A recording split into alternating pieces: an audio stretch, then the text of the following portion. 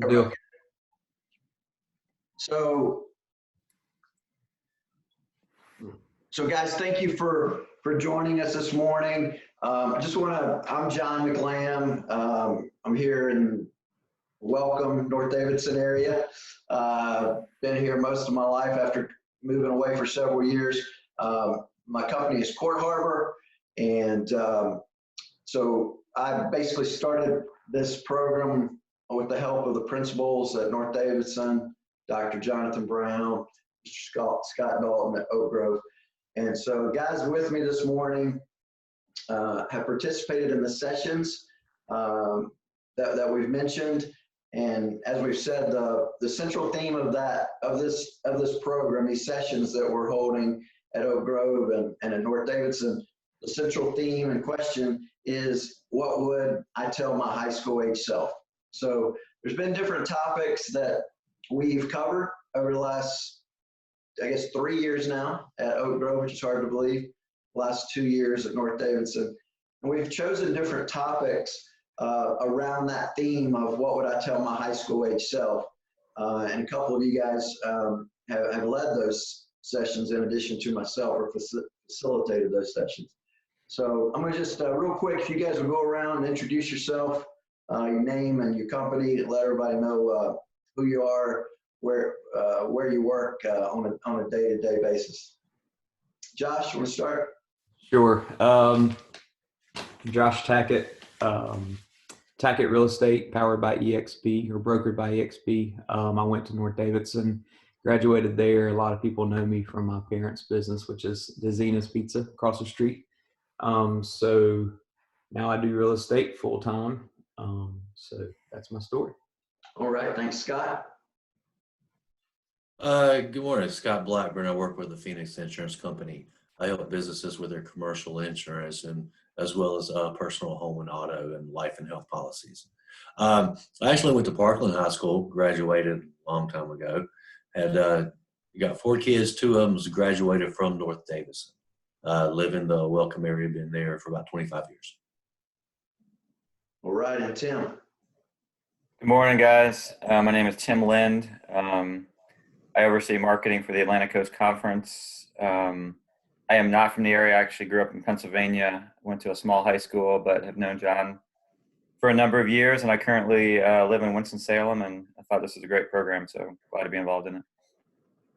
Yeah, and I appreciate you guys, and we've got a good network of professionals that have participated in these sessions. So just to everybody out there who's participated, I really appreciate the time and effort you all put into these. So today's session, virtual, as many people are doing things virtually, we want to give folks out there as accurate of an idea as we can of what's being done locally in these sessions around this central theme of what would I tell my high school age self. So Josh, you've been, I guess almost from day one, you've been involved and in multiple sessions and participated, and you've led and facilitated a session recently. Having been so involved in the program like you have been, what would you say to folks about it in just describing the kind of the concept, the approach we take, what that looks like, and then really and what makes it unique? Yeah, I mean, I was so intrigued by it just because when I was in high school, there wasn't anything like this. I was always interested in how things work, whether it be businesses, cars, sports programs. And when John first approached me about this, to be able to go in and tell kids who I kind of felt like we've all been there, right? So to hear perspectives of how things work from other people rather than just teachers, your parents, or your boss stood out a lot to me. To know that different points of view and the way that things are done everywhere across all aspects of business can be different, each company, but we're kind of all still the same. We all have that same goal.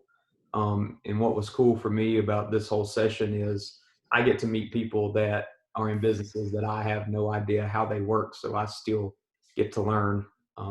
That's really what intrigued me about it. And and just the aspect of getting to go and talk to people. I love to talk to people, and basically just learning more about this program over the last 3 years has blown my mind, just to see how many kids really do, you know, it gets their attention. You can tell it works. You listen to the teachers when we go.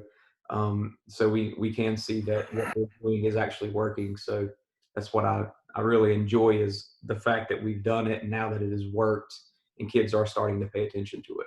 Right. Yeah, and you're right. I mean, I learn new things all the time from the other professionals in the group. Just some good takeaways. And that was one of our goals when I sat down with Mr. Dalton and Dr. Brown. That was definitely one of our goals, is to get people from as many different career fields and professions as possible. And that's one of the things we really try to address in the sessions too. Is there might be a certain perception of what being in real estate is if you're not in it, but what does that really look like on a day-to-day basis? So Exactly. And another thing that I learned throughout this whole process, or I think I knew this in high school, but in high school, I was there 18 years ago, they drove into us the 4-year degree to be successful. right. I think there's a lot of kids now. I wasn't built for a 4-year degree. So, I learned that between hard work and, my community college stuff, and just actually going to work, that you could be successful without going to get your diploma or your Right. Absolutely. 4-year university. Yeah. So Tim, you've participated in the program, and you're familiar with it, and you're also a parent of 3 children that will be going to high school in the coming years, right? Next several years. What would you say? What are a few of the biggest takeaways or examples you could share with other parents to give them a better idea of what the program focuses on, and just some of the positive things that have come out of it? Yep, sure, John. I think first and foremost, it provides a platform for sharing. Those of us that are involved in the program certainly don't have all the answers, but we have life experiences and educational experiences that we've learned some things from, and provides us an opportunity to share those back with kids and with the students. And hopefully there's a nugget or two in each session that they can walk away with, or at least cause them to think about a little more in depth after they leave the session. I think back when I was in high school, I would have loved to have something like this to learn from folks that had been where I was at that point, and help me get to where I wanted to go a little bit more quickly. To your question, I would say a couple takeaways, just on a broad level. One is, when I was in high school, I gave no thought to what I wanted to do long term for whatever reason. And I think there was a lot of trepidation and fear from folks starting at the high school level, but also in the colleges. What am I going to do with my life? What do I like to do the most? And I guess my thought would be, it's okay not to know. That there's some of us in careers that have been doing stuff for 15, 20 years that we're still trying to figure out what the right career path is. But you figure out what your passions are, and you follow those, and you do the best work you can with whatever is placed in front of you. Secondly, I would say use your mind. It's probably the biggest asset you have. I would encourage everyone to spend time thinking about those things that they do like to do. Whether that's from a sports level, whether it's social media, whether it's different interests that you've come across in school, or even interests that aren't covered in school. I was a history major when I went to Wake Forest because I liked history, but I never gave any thought to what else I might want to do, which to me, looking back, is just pretty lazy and embarrassing that I never took any time at that point in my life to really dig into, what would it be like to be in real estate, or to, what do I do with a history history degree? Is there anything I can do with it besides, teach a history class? One of the interviews that went to as I was going through my career, they asked me what I still consider to be the best interview question ever. And I wish someone had posed it to me back when I was a lot younger. But the question was this: if you didn't need the money or were independently wealthy, what would you like to spend your life doing? And I think, to me, that's one of those things that, if you let yourself step back and dream a little bit and think about, how would you like to spend your days? What are those things you like doing? And instead of just going out and finding a job because you see a job listing, give yourself some time to think about what are the things you really enjoy. You're going to spend a lot of time in your life doing work, probably more than sleeping or anything else. And if you're not doing something that you enjoy doing, there's a good chance it's going to affect the happiness of your life and the quality of your life. So spend some time thinking about, that question. If I could do with my hours in my life anything I wanted to do, what would that be? And then put a plan in place, or put every effort you can into making that come into reality. Right. One other thing I would mention is just, find mentors or people that can help you along the way. And whether it's through sessions like this one, or whether you're just proactive on your own and figure out, hey, I'm very interested in learning more about being a basketball coach. Well, be proactive and go talk to a few basketball coaches about what that means and what their lifestyle is, and what do they enjoy and what don't they enjoy.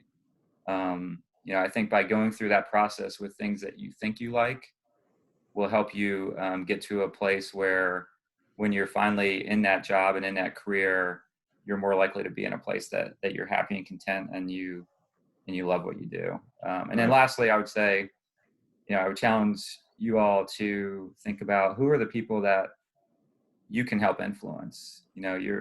Whatever your grade you're in now, there's someone in a younger grade that looks up to you. Right. Can you take this same type of approach with people that are 4 or 5 years younger, so they have a better sense for what life is going to be like in high school, or what challenges you're facing and how you can help them think through those before you get there? But I don't know, John, those are a couple things. Yeah, no, those are great. And to your earlier point, I think we all are guilty of, and this is a society as a whole, is we spend a lot of time on the what and the how. What are we going to do? How are we going to do it? But not as much on the why. Why are we doing what we're doing? Where's the motivation, and where's that coming from? So Scott, you've participated, you've been really involved, like the other guys have, with these sessions. You recently facilitated a session on getting out of your comfort zone. Share, if you would, briefly. I want to make sure we get to these other questions for everyone. So, but share with everyone briefly just one or two of the main points you really stress to the students. John, I'll probably say first thing is change your thought process. If you think about it, your thoughts turn into things. I can't. How many times do we say I can't? A lot. I can't isn't a part of your vocabulary. Believe in yourself. Kind of like Tim said, and I truly believe this: if you follow your passion, find something that you really enjoy.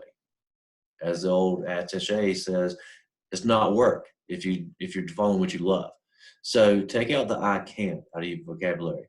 There's a way you could do it. Secondly, kind of piggybacking on what Tim said, find a mentor.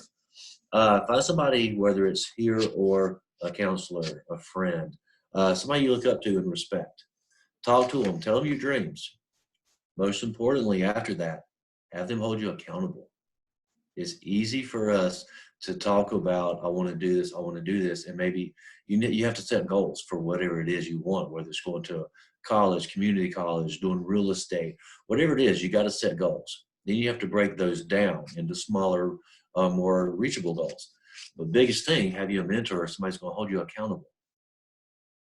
All right. No, very good. It's great. And one of the things we've done is we've gotten more people. So people that have been what we call panelists, professionals sit at round tables with the students. But this year we have taken those panelists that have participated in those sessions in that way and are now facilitating leading sessions other than myself, which is great. And we'll look to continue to build on that. I've got a couple other questions I want to come back to, but these are for the, I'm going to jump down to just a couple things for the entire group. And that is and just very brief on this, guys, what's the best advice you've received that made a turning point in your life or career, or that resonated with you so much that you want others to hear it? And Josh, we'll start with you.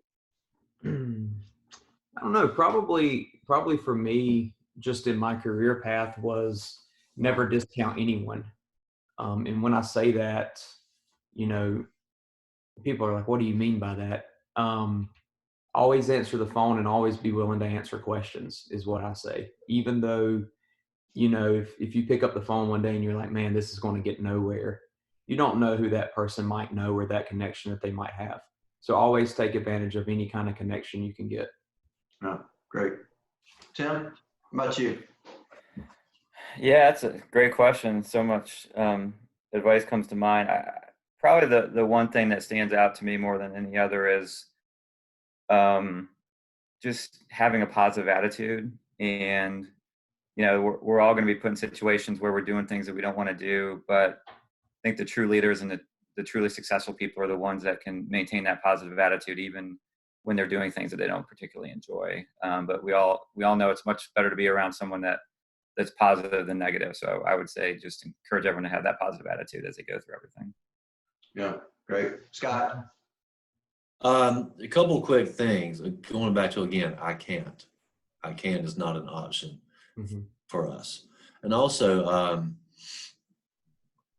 another one would probably be, don't try to be like everybody else. If anything, have them try to be more like you. Right. No, that's good. So we're going to go through we're going to call this our lightning round questions. So these are 1 word, 2 word, 3 word answers from you guys that we want to go through. So Josh, we'll start with you. 3 most important qualities you look for when you're hiring someone. Punctuality, being on time, good conversation skills, and probably just cleanliness. Right. Yeah, that's important. Tim, how about you? 3 important qualities you're looking for. Preparation, someone that's done their homework, a positive attitude, and confidence, but not cocky. Good. Yep. Those are good. Scott, how about you? Transparency. Being upfront with someone, and also someone who's teachable. Right. Those are good. Biggest pet peeve when it comes to email communication. Josh, how about you? 1 word answers. 1 word answers? Yeah. You need a little more info? Yeah, just a little bit sometimes, you know. Tim, how about you? I would say misspelled words or bad grammar. Yes. Scott? Not replying back. Oh, yeah. Yeah, I'll put all those are mine. I'm going to claim all those. How about biggest pet peeve when it comes to in-person communication? So that could be verbal or nonverbal. What's your biggest pet peeve? Josh? When I talk to somebody, they don't look at me. It bothers me. Lack of eye contact and being present. No attentiveness there, right? Right. How about you, Tim? I was going to say that, but I'll switch mine to, especially when you're in person, you shake hands. Someone that doesn't have a firm handshake is just a complete. Can't do that anymore. All that may be changing now. It's true. Students are going to say, you guys don't do that telling now. us to shake hands all this time, look somebody in the eye. We'll lose our credibility. Yeah. Well, Scott, how about you? Kind of go back to what Josh said. If you're not looking me in the eyes, I feel you're distracted or you're not interested. Yeah, good. How about when it comes to coworkers, interacting or communication, getting along, collaborating with coworkers is so important. Just 2 qualities that you value most when it comes to your coworkers? Josh? Honesty, for one, and being a team player. If it's a team project, everybody's got to pull their weight. Yeah, absolutely. Tim, how about you? Yeah, mine were very similar. Honesty I had for my first one, and then similar to what he said was follow through. It's just people that get done what they say they're going to get done. All right. Scott? Hard work and dependability. Yes, absolutely. What would you guys, okay, two most important things you would encourage students to remember as they develop relationships during their high school years? What's even just one thing, one or two things? Josh? Try not to forget people. Because believe it or not, once you get to college or the workforce or wherever you end up going, you're going to forget a lot of people. So, Right. Everybody you cross a path with can probably benefit you in some way. You just don't know it yet. Yeah. So try to always not forget who you are or where you've been. Basically. Right. Tim? I would say one is just learn how to interact with all kinds of people. Try to just get outside of your primary circle of friends and make sure you're interacting with folks that you may not have as much in common with, or at least think you don't. And then also, some of my best friends still in the world are guys that I went to high school with. So just, the importance of building solid friendships now that can last a lifetime. Scott? Be a leader, not a follower. That and probably, just slipped my mind, transparency. Yeah. Again, Right. Back to that. Oh, one other quick one too. It's not all about you. Yeah, that's great. Yeah, you're right. Yeah, that's a good one. I have to remind myself that a lot. And We all do. And I've said this, and you guys have heard me share this in past sessions, as someone wiser than me shared it with me years ago, is it's not who you know, it's who knows you. And that you can know a bunch of people, but if those people don't know who you are and can't speak to your character, your integrity, won't go very far. How about just one real quick, one book or a podcast that you'd recommend on a personal or professional development level? Josh? Yep. I'm a huge Ricky Carruth fan. It's a sales podcast, but that's what I do for a living. Right. Zero to Diamond, but it brings in relationships, and relationships is what you can use literally for the rest of your life. It talks about having a sharps mentality, and it talks about taking the butts out of your vocabulary. Take out all the butts, and that'll help you be more positive. Yeah, good. I'm jumping around here, but as we wrap up, we've got a couple minutes here. So real quick, fill in the blank here as you go around. This, Josh, is for you. Knowing what I know now, I would have spent more time doing what and less time doing what in high school? Or early in your career? In high school, more time at the gym, just playing with my friends, playing ball and stuff. Less time working. But that was my choice. Okay. Yeah. Tim, how about you? I would have spent more time trying to learn about things I was particularly interested in outside of school versus just what I was being taught in school. Mm-hmm. And then less time trying to be so cool in high school. Mm-hmm. Scott? Probably making a difference and helping others. I wish I would have spent more time doing that, less time working and thinking about, there's more things than being a jock. Yeah. Okay, if you could pick one cartoon character to hire for your company, which one would it be and why? Josh? I don't know. I was just thinking about that this morning. Probably Hank Hill, because he's a heck of a salesman. That's a good one. Tim, how about you, Tim? Well, I'm going to go a little off script. I would take Walt Disney, who created Mickey Mouse and the entire Disney company, just because he created the best animation company and entertainment company in the world, and I feel like he could continue to innovate with whatever company I had. I like that, kind of going outside the box a little bit. Not the cartoon character, but the one who created them all, right? Yeah. Scott, how about you? My all-time favorites, Bugs Bunny. Bugs Bunny. Everybody loves him. He's funny, and he never loses. And he's fast. Moves quickly. Efficient and effective. Okay, Throwback Thursday here. So, favorite band in high school or first concert attended? Quick, Josh. Favorite band in high school was Cross Canadian Ragweed. Probably never heard of them. All right, Tim. My first concert was a band called Night Ranger. Night Ranger. I haven't heard that in a while. Oh yeah. Haven't heard that. Scott. Motley Crue. Motley Crue. All right, that's some good diversity there. So, so real quick, guys, as we just use one or two words in explaining this, like what would you encourage students to be doing during their high school years, or even like a period now that we're in such a different time? You know, as far as being creative, using your imagination. Any closing thoughts there, Josh? You're sitting at home with information boxes, my grandpa calls it, but you know, you're sitting at home and you have all this information at your fingertips. So if you're interested in something, start Googling and reading real life reviews on things and the way that jobs work. Honestly, is my advice. Yeah, good. Tim?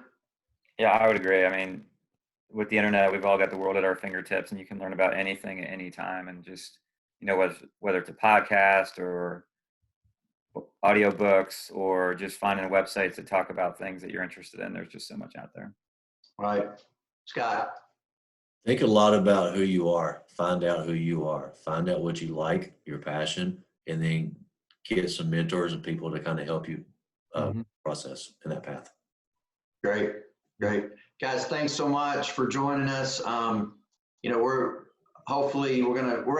may look at doing some of these going forward, even if we do continue to have the in-person sessions. But hopefully today, our discussion here gave folks a good idea more about the program. And when we say the program, the overarching program is Life Pass. And then at the two schools participating currently at Oak Grove High School, it's Grizzlies for Life. And then at North Davidson, Unite Through Innovation. So you see those names, those are sessions, programs with their own identity underneath the Life Pass program. So guys, thanks again. Appreciate you joining us. Have a great rest of your day. All right. See you guys. Thank you. Thank you, John. See you. See you.